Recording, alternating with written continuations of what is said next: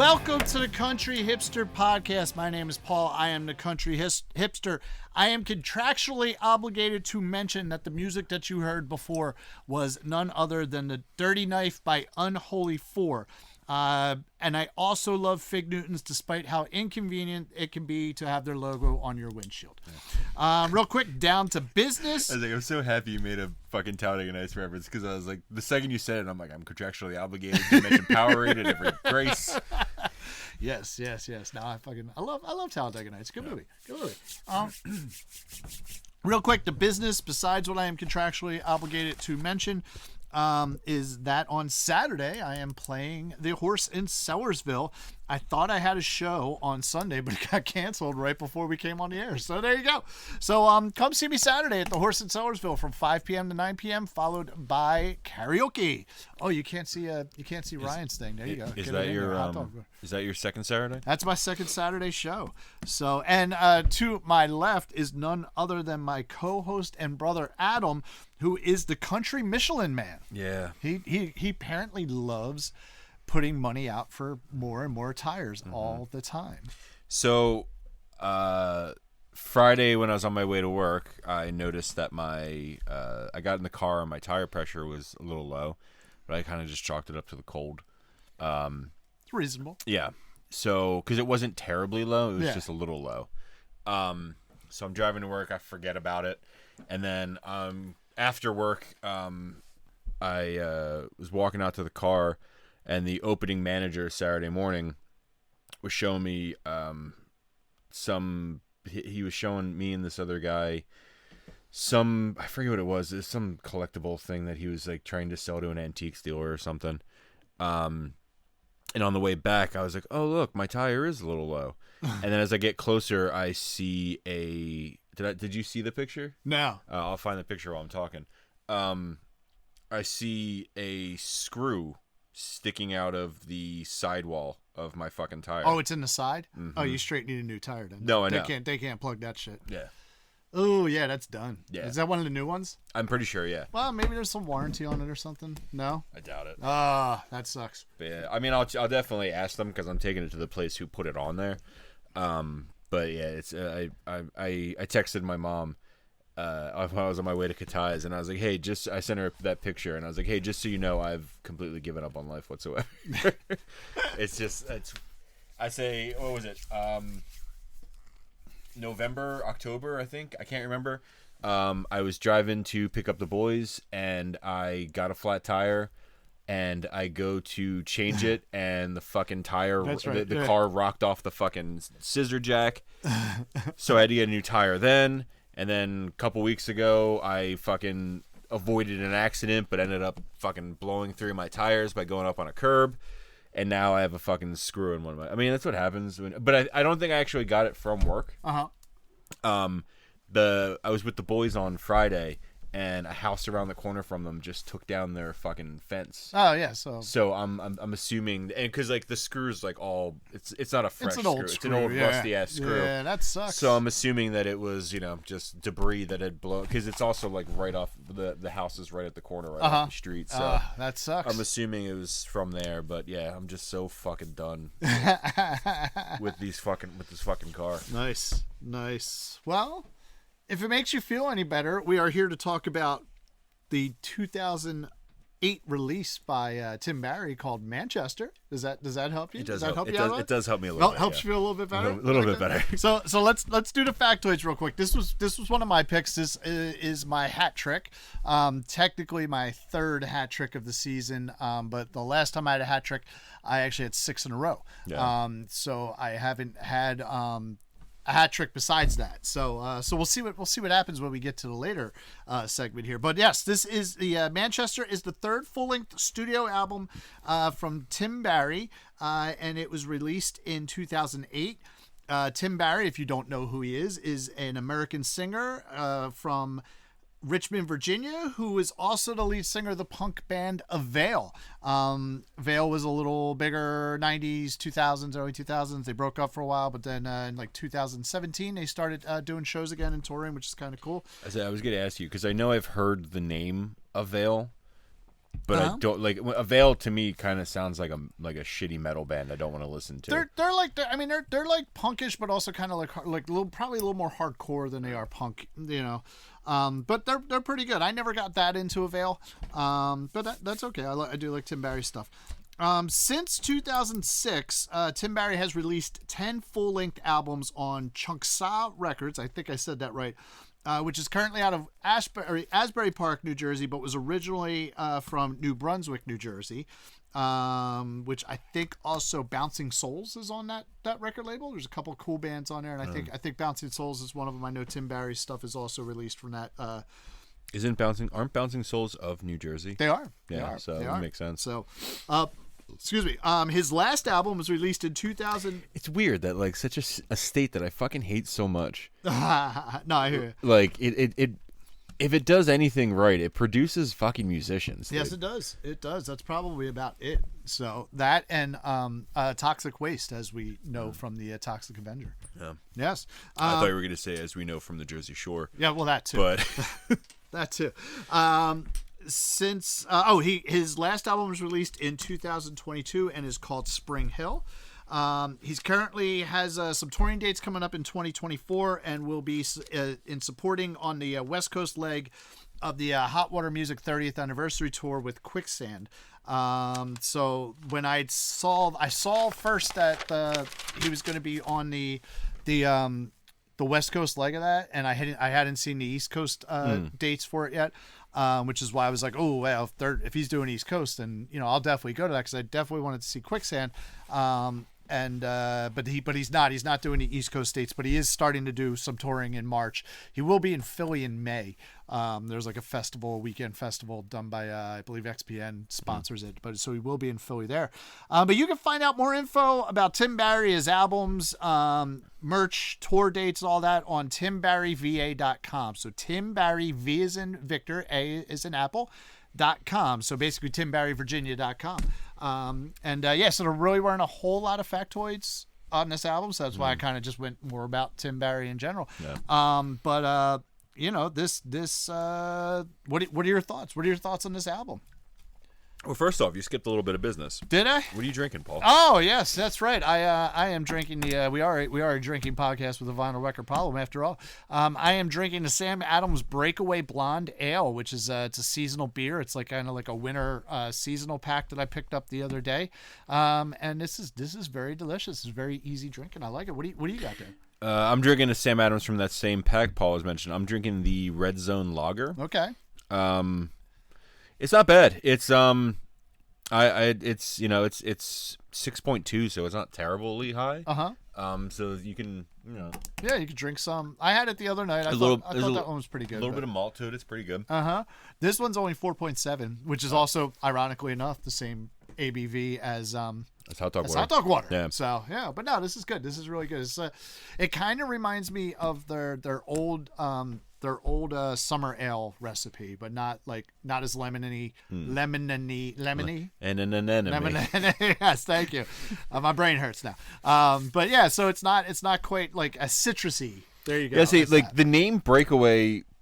For some reason, when I that's why I asked you if it was a winter pack, because for some reason that name seems like it would be in a summer beer. Well, Breakaway would be like I think because you notice this one's Red Zone Lager, which is obviously a football reference. Breakaway could be either hockey or basketball, which are both true winter sports. True. So true. There's no real breakaways in baseball. No. You don't really know the sports ball much, do you? I don't know baseball. Yeah. No, there's no breakaways. There's home runs. There's home runs. There's slides. There's stolen bases. There's baskets. No, there's no baskets I know in there's baseball. No baskets. There's also no crying in baseball. I know for a fact there's no crying in baseball.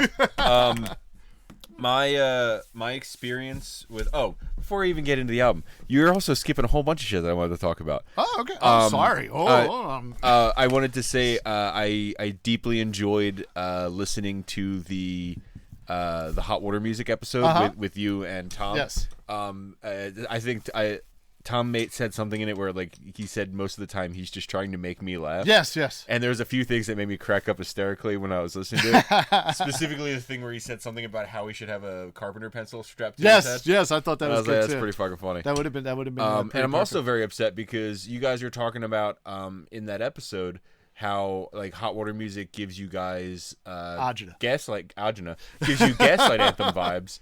And I fucking sent you guys a text message. Oh yeah, you did. With a YouTube video of the lead singer of Gaslight Anthem and the lead Brian singer of Hot Fallon. Water Music And Chuck playing Reagan. a fucking Gaslight Yes. Anthem song on some. I'm pretty sure it's like a German talk show or something. Yeah, I'm not sure. But I was because like, I didn't watch it. I was like, dude, I'm like, you motherfuckers. Like, I'm trying to fucking relate. I'm trying to be part of this conversation that I couldn't be there for.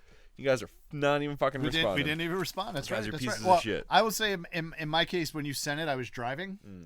So, you know, I try not to text and drive. I did see it came up, and I kind of like, I was at a red light, so I glanced, and I'm like, oh, okay, whatever. I'll go back and check that out. And I didn't. Yeah. I'm not gonna lie. It's to you. good. It's a good version of that. Yeah. What's the name of the guy from Hot Water Music? Chuck Reagan. Chuck Reagan. It's acoustic, but Chuck Reagan also is pulling a double duty, playing harmonica as well. Oh, neat. Yeah, they did a very good job of a very good version of it. Very good. Yeah, I like Chuck Reagan's like stripped down stuff. Which is funny because it's, you know, Chuck Reagan and Tim Barry are kind of in that with their solo stuff is very much in that same vein of you know what they do and what they put out there. And I had to mention that last week on the episode as well. He does like a folky type punk type. Yeah, thing. yeah. Although yeah. a lot of I like listening to it on the way up here as I traditionally do. A lot of it like starts to, especially when you start listening to like the lead parts on it, like the lead guitar parts on it, it starts to blend.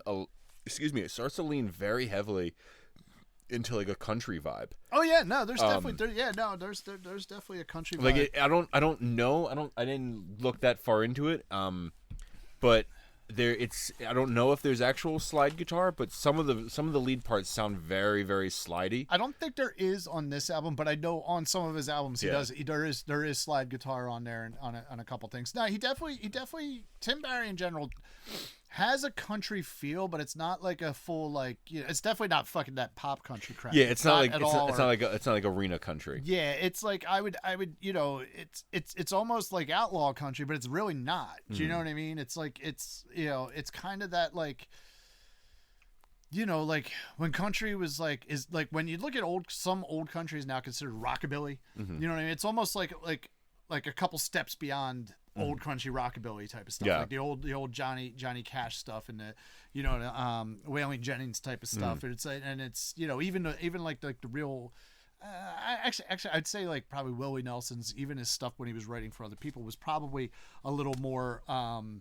It was pop country for that time, but you know, but still like it's definitely like a little bit beyond that. It has a country feel to it. I mean, the dude lives in Richmond, Virginia, which is pretty country, you know, not like the city. I mean, I think he lives, but like he's probably like right on the outskirts. But like from what I understand, he's like in the woods pretty much. Yeah, you know what I mean. And if you've ever been to Richmond, it's a beautiful city.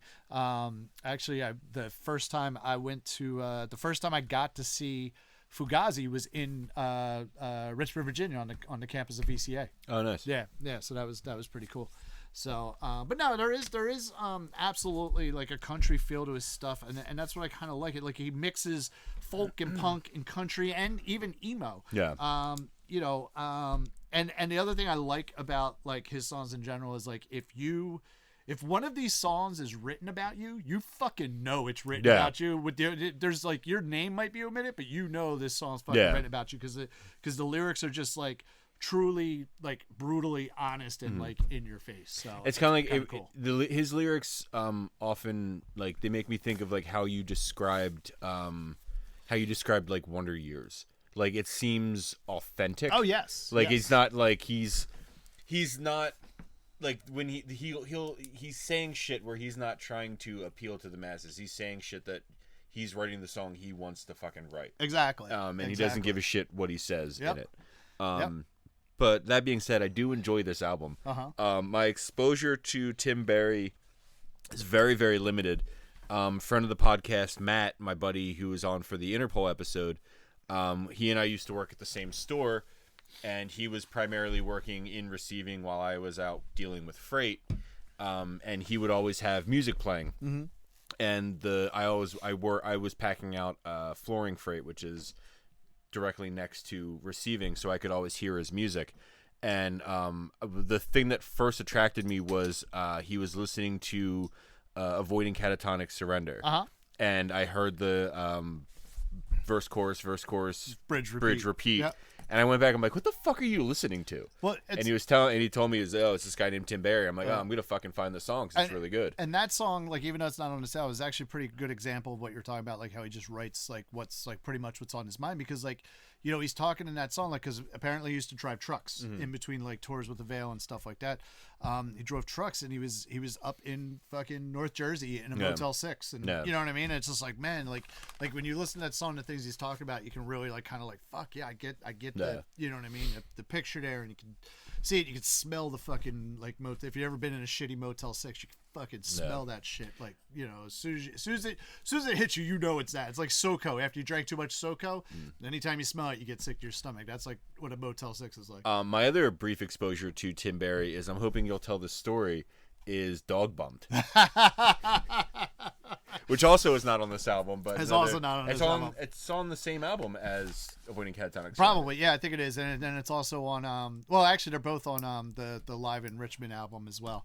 All right, so Dog Thump. The story behind that was the story behind the song Dog Thump is basically about Dog Bumped. Dog Bump. Sorry, is about this this guy who has a sister who gets married, and just pause you for a second. They both are. Track 2 is Avoiding Catatonic Surrender, and track 3 is Dog Bumped on Ravana Junction. Okay, there you go. Which was 2006. So before this album. Predates this. Which I actually think I have Ravana Junction too. I wanted to go with this for other reasons. I wanted to go with this album. So the story behind the song is, and apparently it's based on a true story. Is this guy has this little sister. She marries this dude. The dude beats her. You know, so she calls him up like, hey, fucking beat me again. And he goes over there, beat the shit out of the dude. And his sister basically shoots the fucking husband in the head and kills him. And then, you know, the brother takes the rap for it and ends up in jail for it. You know, he's like, nah, I did this. So he's, you know, serving 20 years for basically something he didn't do to continue to protect his sister. So the funny thing about this was our sister and friend of the podcast, Kylie, who was on the Taylor Swift episode. She was getting married a few years back, and they sent out with their wedding invitations. They sent these little things that said, you know, let us return this with the RSVP. Let us know what song you want the DJ to play. So I put that on there. Yeah. I just get a text message from Kylie. We can't play this song at our wedding. I was like, what's wrong? What's the problem? She's like, you know why we can't play this song at the wedding. I was like, well, has the message been sent? She's like, the message has been sent. Dan understands. I'm like, okay, cool. Dan's dead now anyway, so I don't think it really matters. He's dead. Dan is dead. The best is the song that I put for what I wanted to hear them play, which was "Turned Down for What" by Lil Jon featuring DJ Snake. God, I don't even know what that is. Oh, you fucking know that song. Okay. Did you play it? Probably. It gets the fucking kids going. Does it? Yeah. Oh, the kids are all like jumping up. Like, if you fucking heard it, you would know it. Probably. Snoop, you familiar with that Snoop, song? Dude, Snoop fucking. Snoop, it fucks. Yeah, song it did. Fucks? That song fucks. All right, Snoop says it fucks. But yeah, no, I will say, like you know, as far as like weddings, I thought that was actually a really neat idea that they did. Yeah, I did enjoy that. I was like, oh, that's like, I remember getting that, thinking like, oh yeah, that's actually a really cool idea. No. You know, we didn't do that for our wedding, but that's like a live band, so it's a little more difficult to do that with a live band. So, but no, I did think that was a really cool idea what they did. Their wedding was fun. I enjoyed their wedding. Yeah, their wedding was good. Yeah, yep. So your thoughts? You were saying on the wedding? No. No, I enjoy this album. Like I said, I know those two songs by Tim Barry, not on this album, and I've been meaning to delve deeper into Tim Barry because I've listened to Ravana Junction, and enjoy that, and this is definitely a good listen. This is probably a couple of these songs might end up on my playlist that I just put on all the time in the car. Okay, cool. But yeah, I'm a big fan of this. Almost kind of made me want to check out Avail, just to see, because you said that the styles are vastly different. I just wanted to get the vibe. Well, and that was the thing, and I mentioned it last week that, like, you know, the cool thing, like I like Chuck Reagan's solo stuff, but you can definitely hear in Chuck Reagan's solo stuff that even though it's some of it is a little more folky and a little more, you know, it's, you know, it's not exactly the same as Hot Water Music, but like you can see like there's a parallel. It's not even a direct line. There's a parallel between Chuck Reagan's solo stuff and Hot Water Music. I think he's also the primary songwriter for Hot Water Music. So it's like almost like, okay, if you could easily turn a lot of these songs into Hot Water Music songs. Whether or not that was the intention or what, I don't know. But with Tim Barry's stuff, it is just so different than Avail. It's just, you know what I mean? It's like almost like night and day, which is pretty interesting. Like I said, I never got that into Avail, but I have like, you know, I've heard stuff and I've listened to it a little bit. They're probably, like you said, they're not like, they're definitely not metal. They're probably more hardcore than they are punk. I've just generally have just kind of like steered away from hardcore. No particular reason. I just don't like it as much, you know? So. You just got tired of getting fucking ninja kicked in the head. Yes, exactly. You know, I mean, our brother Brian, he was very much into hardcore. You know, back to his hardcore band, which he was a singer for, which is kind of fun. Fuck, that is good. This is good. This is really good. So you just switched over to the blonde. Yeah, I switched over to that Breakaway Blonde. Breakaway Blonde, yeah. But yeah, so I deeply enjoyed this. Like I said, it makes you want to delve deeper into Chuck Berry. Chuck Berry. I don't know why. Delve deeper into Chuck Berry. Saying, I don't know where Chuck Berry came from, but I do enjoy that song too. He's just a little too problematic sometimes. Yes. It makes me want to dig deeper into Tim Barry. Yeah, no, it's good. Yeah, it's very.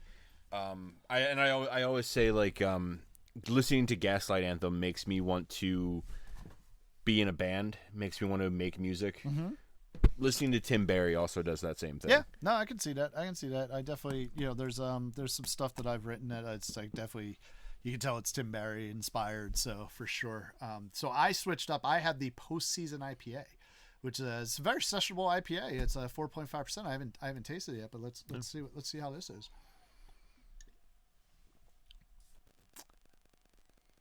Actually, that's really nice because it's like it's got like a little bit of like the like pine cone hoppiness, but it's not an overwhelming hoppiness.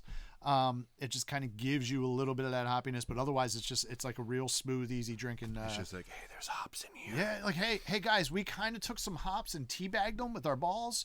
We put the hops on our balls and teabagged them into the beer, and that's what you're tasting there. So Paul and I, we've talked before. Both that Paul and I use Untapped. And when you check a beer in on Untapped, it gives you suggestions for flavor profile descriptions. Yeah. And Paul was saying how one of them for this was cereal. Yeah. Which I don't get, but I also like this one is biscuity. Yeah. I don't get biscuity from that either. It's like I don't know who did those flavor profiles, but I didn't agree with any of them. So. I mean, also, what kind of biscuit are we talking? Are we talking like a dinner roll biscuit, or are we talking in the British sense where like a biscuit is? What are you talking about? The biscuit. Get your biscuits. Get your hot butter biscuits. Isn't that how she goes or something? You know what I'm talking about, right? No. You don't know what I'm talking about? No. Oh my God! Please, people, tell me if you know what I'm talking about. There is like this like thing going on. It's like this video of, and they're like, oh look, I also got the Pride 365. Yeah, there you go. It's a woman. It's an older woman, like probably like in her 50s or so, in like what looks like to be like a thrift shop type of thing.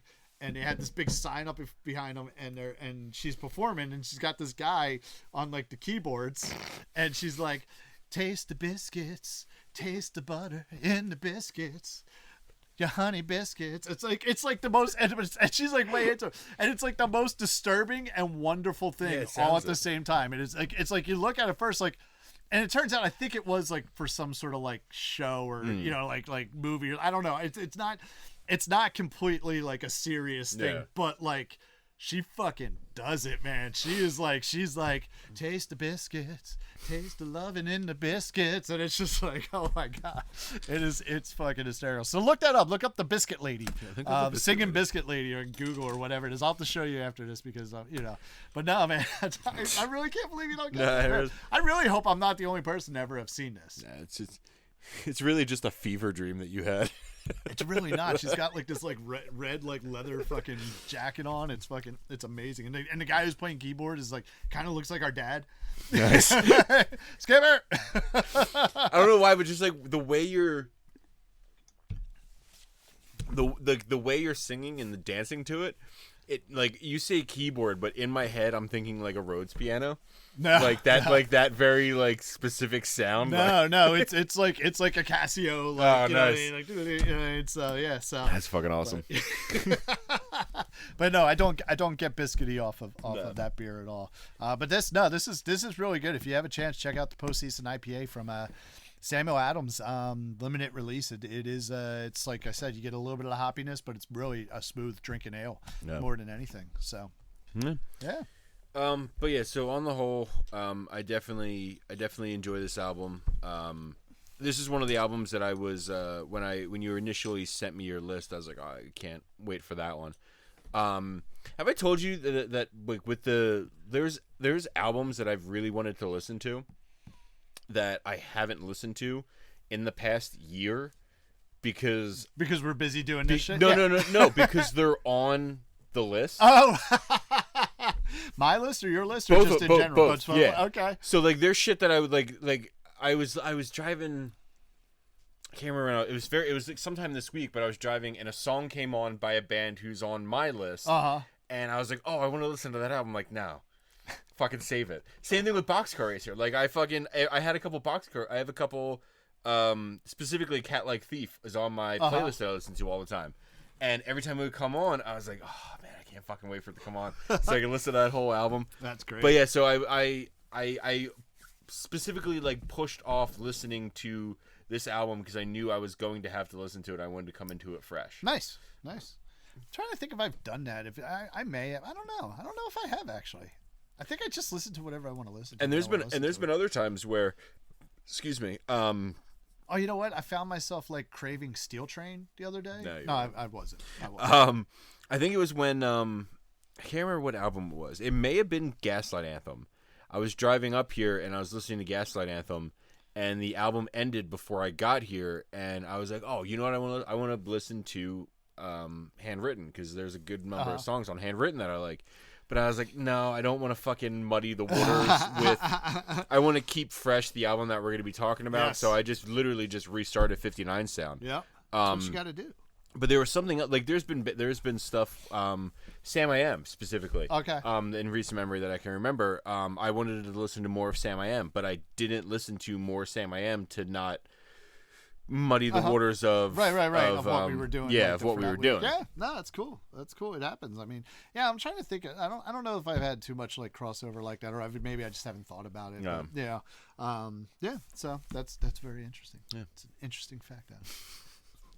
So Paul, we know you like this album. I do like this album. You said you might have Nirvana Junction, but you picked this over for specific reasons. Yes. I'm 99% sure I have Nirvana Junction also in my my fucking personal collection as well upstairs. But no, I did choose this album because this album actually came into my life at just the right fucking time. Yep. So let me the only way for me to do this is just give you some fucking background of what 2011 2012 looked like for me, because that's when I actually discovered this album. So in March 2011, I was actually standing on a parade float getting ready to go down a parade route, and I see my cell phone going off, and it was my mom, and I know my mom knows what I'm doing in March at any time on a weekend. So the fact that she was calling me, I'm like, okay, I should probably answer this. And I answered the phone, and that's when my mom told me she had cancer. So that was March. Fast forward. Speaking of which, I just had I also had an understanding that from the month of from late February to early April, I wasn't going to have my guitar. Yeah. Because Paul used to always borrow my guitar as his backup Yep. for all of the shows he was playing in the St. Patty's season. Yes, and I have two guitars now. Yeah, so continue. So that was in March. Then in June, my first wife said she wanted a divorce. So I was going through that. In the meantime, I ended up moving out, somewhat homeless, kind of jumping from house to house. All that. I never had to sleep in anywhere. We were actually discussing this at work. How I was saying for a brief period of time after my marriage fell apart, I was like quasi homeless. Yeah. Like I said, I never had Well, you don't have a permanent residence. It's Yeah. like you're staying here, you're staying there. You know what I mean? Like, you know, I there was only like one night I thought I was going to have to sleep in my car, and I didn't, but like, which was fine. But like you know, I do consider like that time like you're homeless because you don't have like, you know, Yeah, you might have no- an address that, you know, your mail's still getting sent to, but you're not there and you don't live Yeah, there. there's no place where like at the end of the day that's where you're gonna go lay your head down. Or you don't know where you're going to be laying your head down. So Yeah. So going through that, ended up moving back into the house. And you know, my ex-wife had moved out with the kids and her new boyfriend, and I'm in the house that is in foreclosure, and I know that, you know, a couple things going down. My mom's cancer was serious enough that like I knew eventually what the end was going to be. Yeah. I knew I'm going through this divorce. I know that a house is being foreclosed on. I know that wherever I end up, I'm going to have to rehome my dog because I can't keep my dog. And then while this is I all forgot about that dog. yeah. Then while all this is going Brownie? on, Brownie. Yep. While all this is going on, my ex-wife says me and the kids are moving to Washington State. Yeah. Moving across the country. And I knew there was nothing I could really do about it. You know what I mean? I was a stay-at-home dad before and a musician and this, that, and the other thing. And it's one of those things where it's like, hey, this is like what's best for the kids, not what's necessarily best for me. It's what's best for them, and I gotta, you know, look beyond that. And so they moved to Tacoma, Washington. My ex-wife got remarried. They moved across the country. I'm dealing with all the shit here. And during that time, I was sitting there. I was working. It was when I was working at Soundstage Direct, getting back into working in general. I was listening to actually like it was a Frank Turner radio. I was listening to that, and I hear, and this song comes on, and the song's playing, and just like the words are just fucking hitting me, and they're just like everything he's saying is just like bang, I relate to that. Damn, I know what he's saying there. I fucking feel that right there. I've gone through like everything that these lyrics are saying. I don't know what the fuck this song is, and it's just hitting me and hitting me and hitting me. And then as the song ends, I look at the computer and it's Tim Barry, Tacoma. Yeah. And it's like, dude, how does this get any fucking like how did this dude, even though he, you know, this was prior to 2008 when this album came out, how did this dude write this fucking song about me? Yeah. You know what I mean, like 3 years before I'm even going through this shit, and then calls it fucking Tacoma, where everybody moved, and you know what I mean, and that's why I was here. So and that's what led me to Tim Barry. That's what led me then to Ravana Junction, and then the other stuff, and you listen to the lyrics, and it's like, it is one of those things where it's just like any like, it's almost like fucking, God, I hate to say this, but it's like, it's not irrelevant. It's almost like Taylor Swift's breakup songs, but for fucking 40-year-old dudes.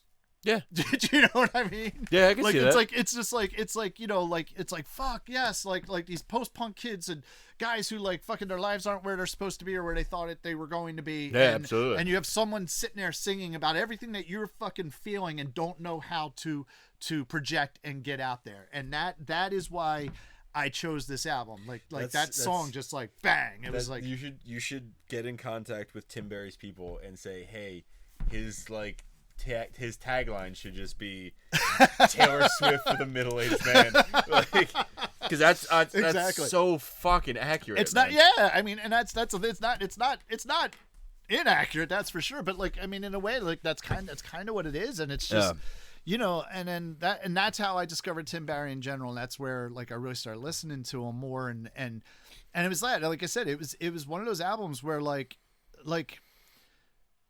it's one of those things where like you hear something and you hear, you know, regardless of the music and whatnot, and you hear like the lyrics and what they're talking about, and you're going through what you're going through, and then you realize in that moment you're not so alone. You know what I mean? And that's what that song, that's what this album, that's what, you know, Tim Barry's music in general made me feel less alone in the world at that time, because someone else has gone through similar stuff that I was going through, even though like I was like at probably the darkest point in my life ever.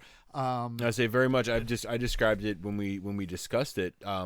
That was 59 Sound for me. Like 59 Sound for me hit at the. I discovered that album at the exact right time in my life where the right shit was going. The perfect storm of shit was going on in my life. That album just fucking got me. Yeah. Yep. and I got it, and that's like that. Yeah, that's very. Yeah, and that's where like when people will say like, "Oh, your music saved my life." Yeah.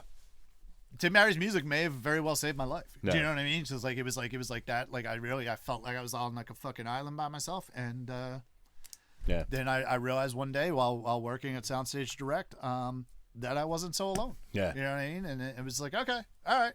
There's other people out there going through that. And then what was cool is because like, so I went to check them out some more, and that's where I actually started listening to Raising Hell and Living Free, which is the live album which came out in 2014. And wait, it came out. I thought it came out before that. I thought it came out before that because I was listening to it in 2000. Keep talking. Before I'll 2014. I'll look it up on iTunes. But anyway, it's a live album of him in Richmond, Virginia, and that's one of those things. Like I know there's people I know because I actually know some people who did it. People, and I think you're one of the fucking people who said it. That Raising Hell and Living Cheap. Cheap, yeah, is 2014. Was it? Mm-hmm. Oh, okay.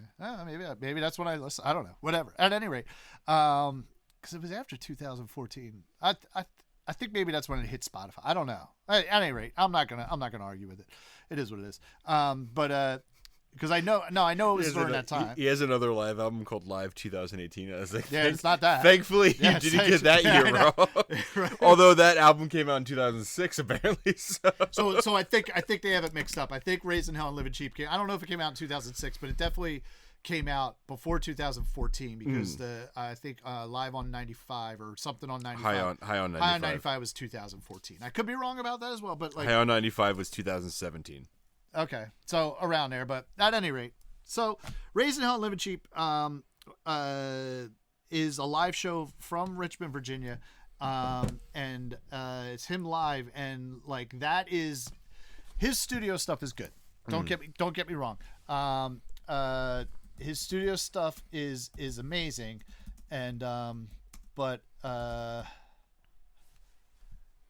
sorry, but yeah, it says May 3rd. What the fuck? I thought it was before 2014. I don't know. Maybe my times are all fucked up. But at any rate, so yeah, so his studio stuff is really good, and it is actually, believe it or not, pretty polished compared to his live stuff. Mm-hmm. But him live, and not like that particular album live in Richmond, Virginia, him live is absolutely fucking amazing. Absolutely amazing. He doesn't play with a band. Yeah. He plays solo. It's just him and a guitar, and however many people are in the sold out room are singing and screaming every single fucking word with him. Yeah. And he's just great. I've seen him twice. His first time I saw him was at Johnny Brenda's in Philadelphia.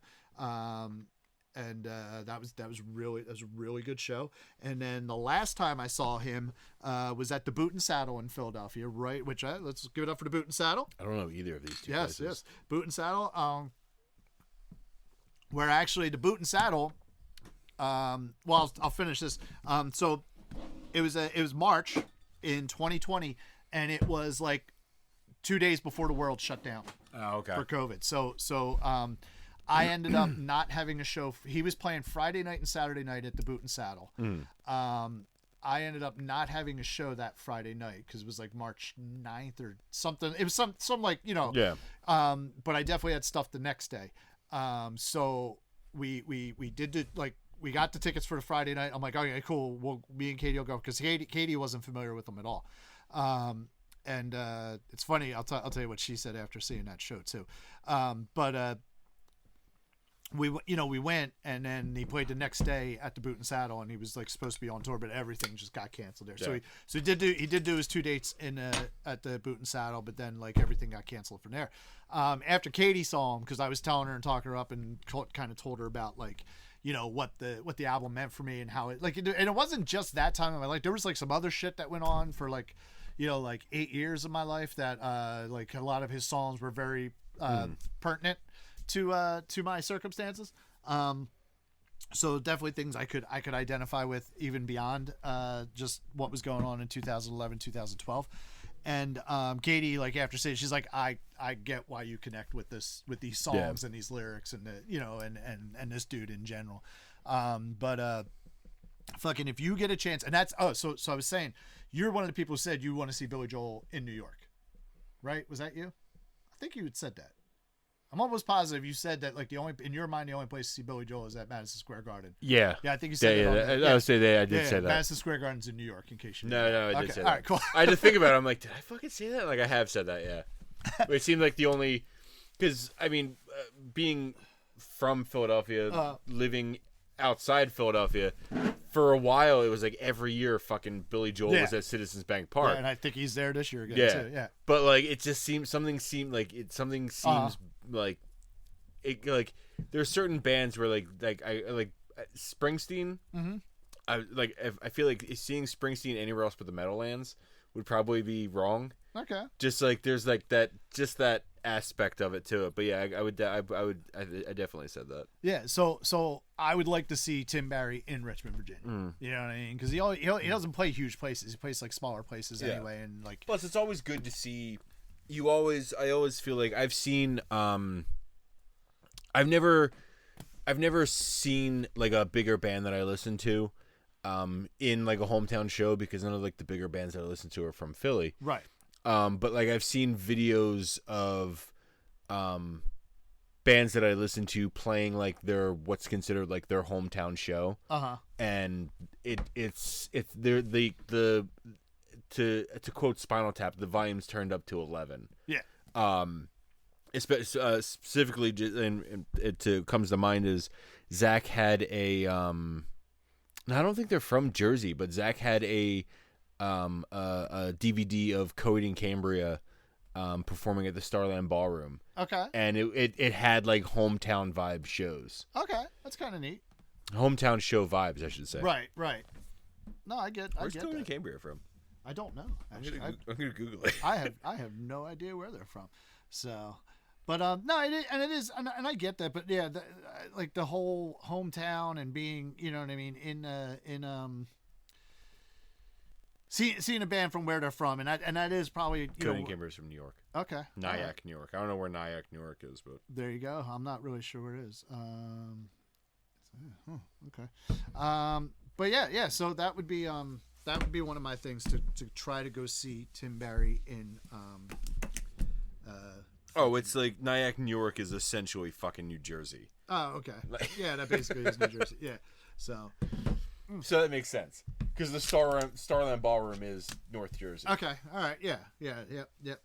So, you ever been to Starland Ballroom? I have not. There's a couple things I'd like to see there. A couple friends of mine have played up there, but I never got to see a show up there. But I've heard it's a very good time, and I hear like, you know, if you're in the pit, you're basically right up against the bar and shit like that. Yeah, so. It's fucking, whoever came up with that idea is a fucking idiot. Yeah, because that's just asking for disaster. Yep. But yeah. So cool. So, but no, man, this is, like I said, this album's a great album.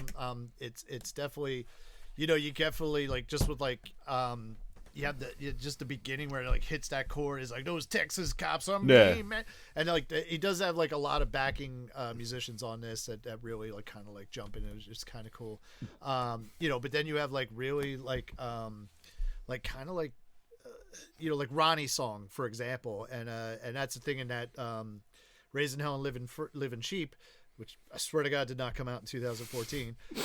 But man, I'm really, you know, I'm gonna reach out to his people and be like, when the fuck did that album really come out?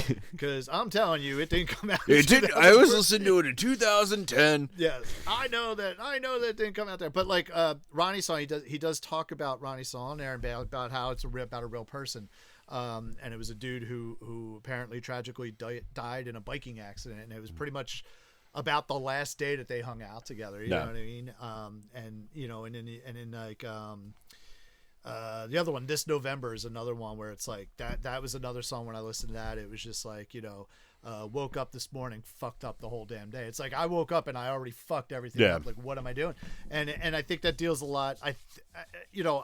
I'm assuming like from the words, like it kind of deals with addiction and relapsing and Yeah. you know what I mean. But like for me, it was I mean I wasn't a drug addict or anything like that. But definitely I definitely with the wanting to deal with stuff on your own and I'll be all right, I'll be okay. Just fucking shut up and leave me alone and I'll figure this shit out. So like I definitely got that and like Tacoma is like one of those like kind of like slower jams where it's just like the words are good, the melody's good. It fucking again it's one of those ones that hit me, and to the point where actually since I was listening to this, I actually sent the link to CRF Retired to the rest of the Birmingham Six. I'm like, yo, you guys think we could play this? No. And they all turn back. They're like, yeah, I think we can figure that out. So and even like too like, and that kind of gives it like I guess a little bit of like that country feel. Is like South Hill is about an Iraq war or is it Baghdad? Baghdad's in Iraq. Yeah. Iraq war vet who like I don't know. I don't know geography. It is. It's not far from Bahrain. To our friends in Bahrain. Is it really? You don't know. I think it's in that general area. Oh, which by the way, people from Ghana are now listening to us. Yeah, man. Our fucking country like list is like growing. I'm like, holy shit. That's right. It's like the U.S. is still like 98%. Oh yeah. And then all these other countries are like 2%. I'm like, fuck yeah, thank Paul, you. that's because you, Tom, and I live in the United States. Well, that's I know, but but that's fine and it's okay. But it's like you got like and it doesn't go in alphabetical order, so it's like U.S., UK, Bahrain, and then just like Mexico because you hate Mexican people and they want to hear what you want to say next about them. Yeah. And then just like all these like, but like Ghana jumped up there. Hold on, I'll just look it up real quick because I always find that fucking interesting. I always thought it was funny that for Summer Movie Club, it was always like U.S. and then Germany. Yeah. Were like top two. Like Germany, U.S. was always top one, but like Germany was always like right behind it. So here are the countries that make up the other 2% of our listeners. It is Kylie was born in not born. She was married in 2014. That fucking album came out before 2014 because she got married in 2014. I told her to play it. It wasn't off of the fucking Ravana Junction version. But anyway, so the other 2% of our listeners come from the United Kingdom, Bahrain, Mexico, Germany, Canada, Portugal, France, Colombia, Argentina, India, Chile, Italy, Denmark, and now Ghana. That's fun. Yeah. I dated a girl from Ghana. Her name was Ria. Is that not the best dad joke ever? So it's funny that so I don't know why, but Katai and I got into a conversation the other day, last night, about. I said something like, I hope somebody. I think I wish gonorrhea on somebody. I can't remember. And then we got into a conversation about how like we know that one of them's not curable. And we started digging into like, all right, gonorrhea is curable. Syphilis is not, right? It is apparently. Okay. All right. Because I was also telling her that it's just that most people won't admit they have it. But cause I was telling her that that's what Al Capone had syphilis. Yes. And it made him lose his fucking mind. Yeah. And I was explaining to her, I'm like, yeah, like syphilis is an STD, but eventually it destroys your fucking brain. Destroys your brain. Because they said that you can cure syphilis, but not cure the damage. You can't fix the damage. Oh, that's okay. Maybe that's what I was thinking. Yeah. Like once it gets too bad, it's like. So we're sitting there, like we're literally just Googling, like STDs that we learned about in 8th grade health class, trying to figure out which is the one that's not curable. And I'm like, is it a fact of like when we learned about this in 8th grade in like 2000? That like they weren't curable, but now due to modern medicine, they're all curable. Yeah, 20 some odd years later. Yeah, we're like, we know there's one other than herpes. So how many of these diseases has Katai had? Katai. No. Well, that's the thing. And how many have you given her? Well, that was the funny thing. Like she was like, how do people even figure out they have these things? So she starts Googling symptoms, and I was like, one of them burns when you pee. Which one's that? So she's Googling and she's like, gonorrhea. It's the clap. It's the clap. Oh, okay. I think it's the clap. Avoid the clap, Jimmy Dugan. Because there was a that's our second League of Their Own reference today. There was this really shitty movie called Sex Drive. And one of the funniest lines in the movie is this one guy goes to the bathroom, and he's standing in the urinal and he starts peeing. He's like, oh, it's like razor blades. Like, I'm like, that guy's got that. Yes. That's but yeah, not good. her and I spent about however long it takes us to smoke a cigarette Googling which STD is curable and signs and symptoms of them. Okay. All right. Cool. Yeah. Cool. So, if you think your partner may have an STD, All you should probably go get checked. Yeah, all because I wished gonorrhea or syphilis on somebody. All right. There you go. Yeah. There you go. But no, ultimately, love this album. Love Tim Barry's music in general. Love his whole body of work. Hard left turn back. Back to where we're going now. Love his whole body of work. He is on tour starting in March. He has some dates. You should check out timbarryva.com and buy his albums, because that's the other fucking thing too. Like if you look at his Instagram, if you look at his Facebook, he does not really as active on Facebook, but on his Instagram, he's fucking posting that shit. That's not some fucking college intern posting the shit for him. Like he's posting these things, and he'll have things about his kids. He has 2 girls, and he'll post stuff about them and like playing music with them or for them. And like literally, like this is this dude's job. Yeah. It's not like it's it's almost like a paycheck to paycheck job for him. You know what I mean? But like he's pushing his stuff, he's promoting his stuff. So like, don't. And I'm gonna say it's like we actually have right over here. I just got it in because on OttsvilleRecordGarage.com we do have a whole section for the Country Hipster Podcast, and we do have listed the albums that we're talking about week to week if they're available. And I just got this in stock, and it is on OttsvilleRecordGarage.com. And this is also a colored vinyl, and I like the fact that it tells you what you're getting into. So Yes. This is electric blue with royal blue and neon green splatter. Yes. So that's fucking cool. Yep. So it's a special. What is it? There's actually another thing on it. Hold on. It is a It's just limited edition pressing. It is a limited edition COVID vinyl, is what it's called. Actually, it actually says COVID vinyl on there. Oh, is that, So- that? And now that I think about it, I thought they were just trying to explain what the splatter is. Nah. But that's what COVID. Yeah, that's the that's that's the little Yeah. COVID. But like, so here's the thing: we had this listed on OttsvilleRecordGarage.com for $18.99 new. I'm going to tell you, don't buy it from OttsvilleRecordGarage.com. Go to timbarryva.com and buy Manchester from his website, because the majority of those funds are going to go directly to him and his family. And also, don't buy it from Paul, because I kind of want to buy it from Paul. Oh, there you go. But if you really want to, yes, please go to OttsvilleRecordGarage.com and buy Tim Barry Manchester. But like, really, if you really want to support the artist directly, go to his website, buy the record from his website. It's available there. He has like T-shirts there. He has all sorts of stuff there, and so that really is it's like basically doing that. You literally are supporting Small Business USA, which is what he is. Not only a musician that is touring and whatnot, but I mean that's how he's feeding his family. So So speaking of families, did you have anything else you wanted to say about this album? No. Listen to it. So speaking of families, I have a daughter. You do.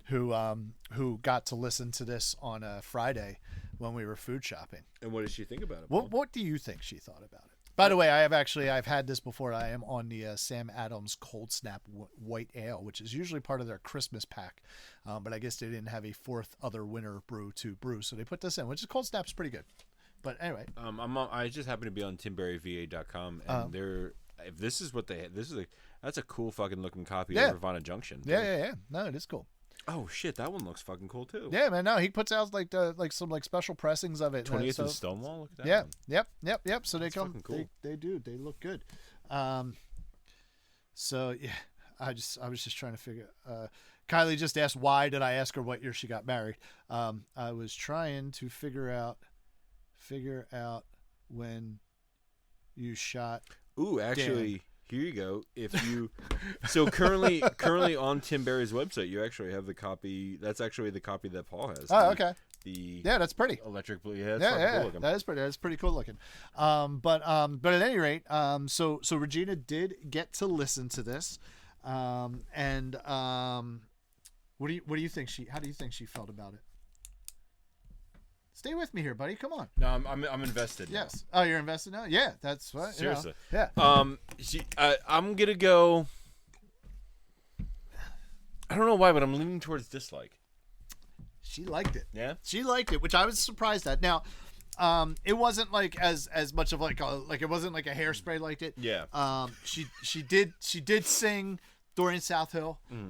She also sang during Ronnie's song, and there was like some other stuff where like it was on and she was definitely babbling. Yeah. But like the whole time we were riding, she was very intently listening. Oh, it's not Hairspray. It's not Hairspray. It's not Hairspray. But It like, reminds me of, did you ever see that movie? You probably didn't see it because you hate the Beatles. Did you ever see the movie Yesterday? I want to see the movie Yesterday. It's about a I guy know. who I know. has I know like the premise. Yeah. has like a coma, wakes up, and nobody besides him remembers the Beatles. There's a line where he's playing. He's playing. He starts playing the song Yesterday for his friends, and they're like, that's where he starts to figure out that no one knows. Yeah, nobody knows what it is. Yeah. And they're like, oh my god, what was that song? It was so amazing.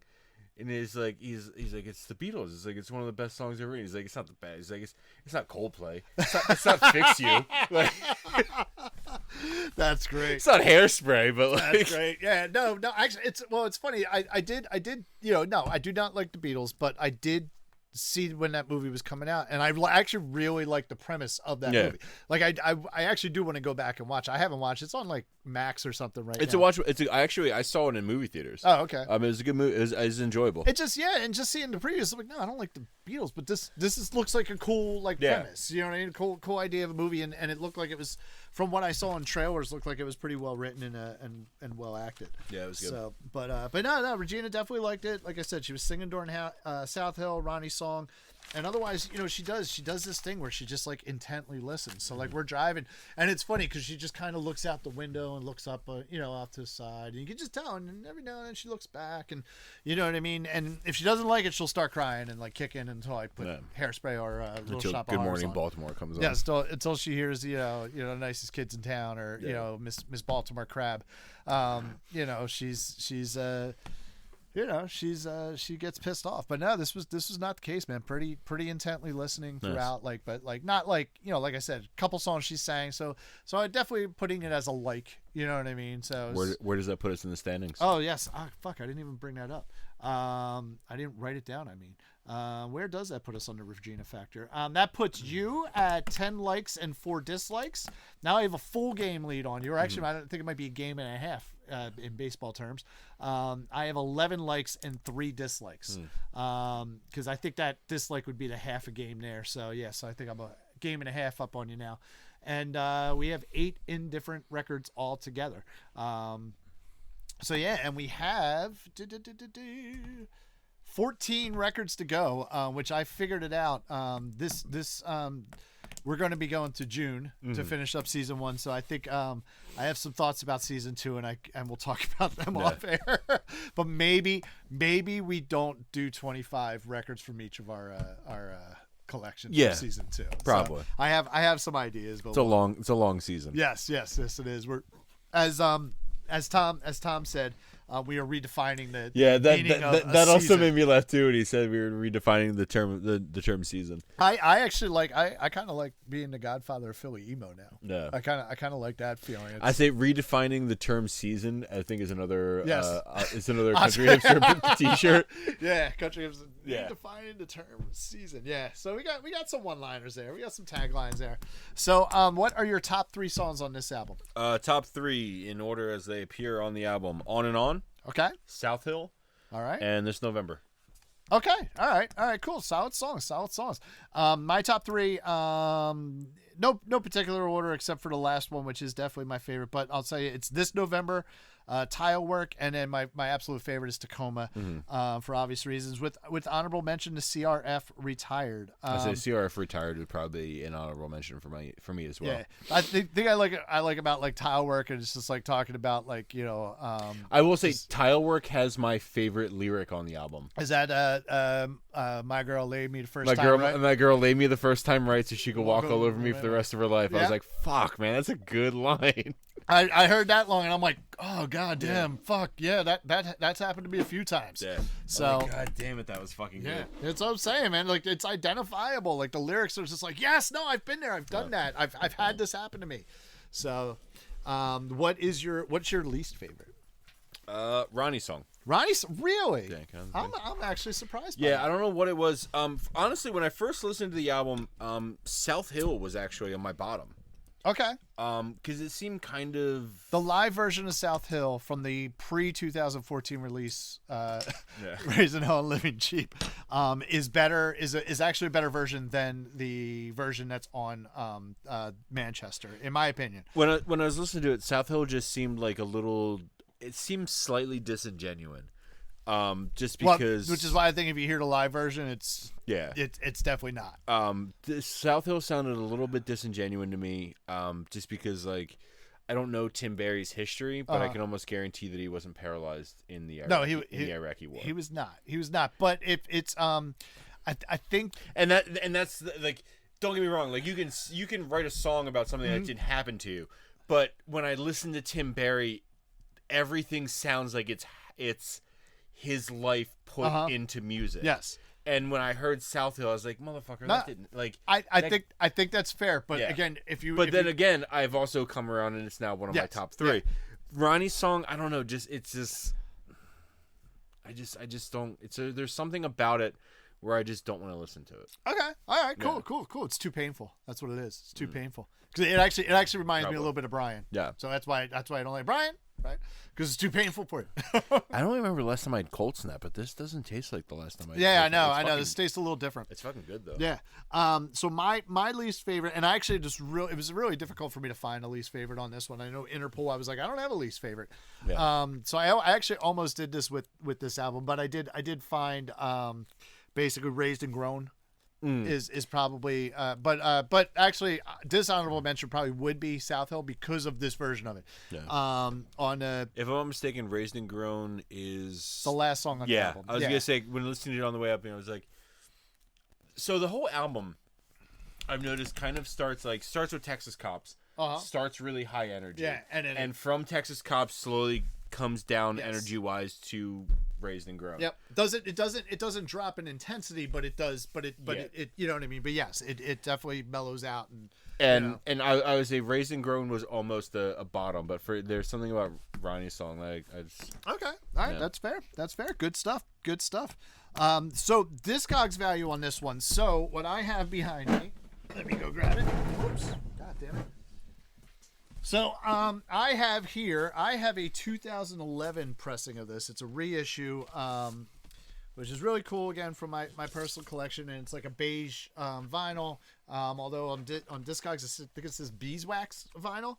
When I pulled it out of the sleeve earlier, you're so used to pulling out a vinyl that's black when you have a opposite, and it's very cool to me. Yeah, so this one I definitely I'd ordered for myself at one point, like placed it in an order for inventory stuff, and I'm like, I want to bump up this. Like, 'cause sometimes you have like minimums you have to hit or get close to the minimums. Yeah. So I think I ordered that to kind of bump up the minute. Plus I wanted it. So mine, is a 2011 reissued on beige vinyl with a very good plus value of $11.81. So that brings it up to $12. So that brings my running total to $707. Adam's running total because of fucking Steel Train is $811. So you are plus $104 against mine. But I think I'm fucking getting in there, man. I'm fucking. Do you have a list? I know you have lists, but do you have all the records values listed in your spreadsheet? Yeah. What's been your most expensive record? My most expensive record has been. Yeah, that's what I thought it was. The Violent Femmes, the 30th anniversary edition that I have. It was like $80, right? $82, yeah. But I've had some other nice ones, like Bright Eyes, I'm Wide Awake. It's morning was like $78. That was close. In Excess Kick, my copy of that had a $77. And then Sam I Am Clumsy had a $72. Yeah. But and it's funny because my lowest has been. Was the Hooters One Way Home at $10, which I even said at that point, this album's not a $10 record. It's sometimes the values are inflated. But you have a fucking Willie Nelson Stardust at like $6. Yeah. You know what I mean? Like that's your lowest one. And honestly, like I'll say, other I than think that- I have the lowest valued record and the highest valued record. Yes. Yeah. As of yet. Yes. And that's the funny thing. Like you pull that out. Like I've got like a couple, like I have the $80 one and then a couple like 70, like high, mid to high 70 ones. Whereas you're take that out, you only have you have a record for $85 as a boxcar racer, and then your Say Anything was $75. Nothing else in your list nothing goes really above, jumps out. like $50 except for Taking Back Sunday with 53. So it's literally fucking Steel Train. Yeah. Yeah. Oh no, you're brand new Deja N2. What was that? That was $64, which I actually thought was low for that. To be honest with you, I thought that would be higher. But yeah, so we are actually like total. We are even right now at 18 records apiece. Oh, okay. So we're 36 records into our 50, and we have 14 left to see where we're gonna be. Oh, I had an idea too. So we're just like basically we're saying we're doing this for bragging rights. So I have an idea for whoever gets the thing. I'm gonna make like a fucking Flavor Flav-esque chain, and it's gonna have a big D. So if you win, you'll look, Adam's got a big D. So and you wear it, what I mean, because you'll have the big, the Discog's the higher value. So whoever has the higher value has a big D. I like it. So there you go. So yeah, so that's gonna be the price, and then the other thing I was thinking was that whoever has the biggest D gets to pick from all the albums that we're going to do for season 2, gets to pick whatever episode 1 of season 2 is going to be. Oh, okay. You know what I mean? I like that, So you get a big D, Yeah. and you get to pick the and it doesn't matter what it is. It could be yours, it could be mine, it could be whatever it is. You get to pick what the first episode. No, I like that. So yeah. So all right, so let's grab the box of Mike here and see what the next episode is going to be. I think you picked. Well, I did pick. You had to pick last because we were remote. Yeah. So I'll hold let Michael me Stripe. mix it up for you. You got Michael Stripe. You gonna stroke him? Speaking of big D's. Yeah, speaking of Big D. Yes. Michael D. Him and Michael Stripe is all D. Michael Stripe and Jake Gyllenhaal. So, not Jake Gyllenhaal. John Mayer. There you go. We're gonna right. piss off the Swifties again. Yeah, we are. Yep.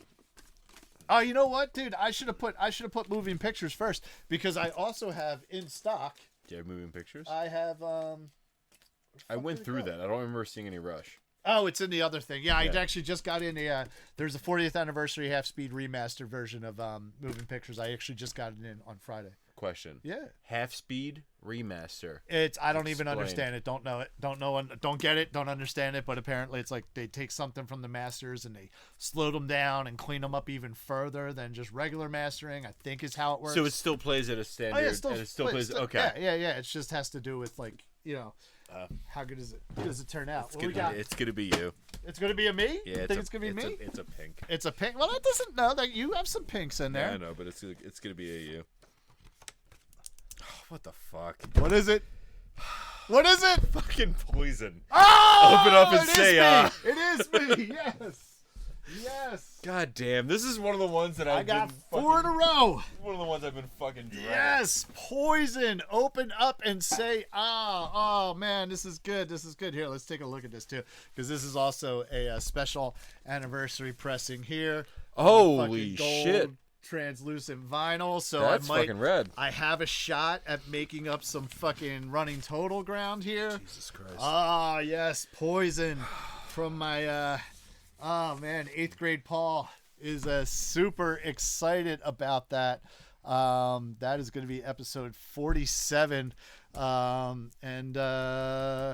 mean, slight possibility of a guest on that, but the last couple times I asked him, he said no. So I have to fucking listen to Every Rose Has a Thorn. you do. What you do. the fuck? Absolutely, man. It's like fucking. It's gonna be great, man. We're gonna have the fucking 80s hair metal going on. There's so much fucking eyeliner. Oh yeah, man. Like Jesus Christ. It's great. It is going to be wonderful. It's going to be nothing but a good time, Adam.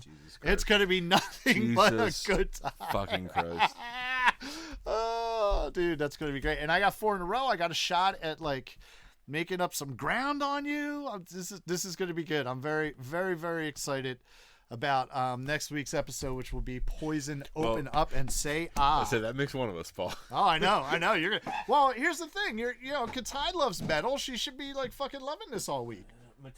Katai loves fucking Slayer metal, not fucking. Oh no, 80s she's gonna be all about it. I'm telling you, she's gonna be like, Adam, you open up and say ah. I fucking forgot this is on your list. Oh, it's man. fucking ruining my day. It's I've had a rough week, and this is not the fucking way I wanted to end it.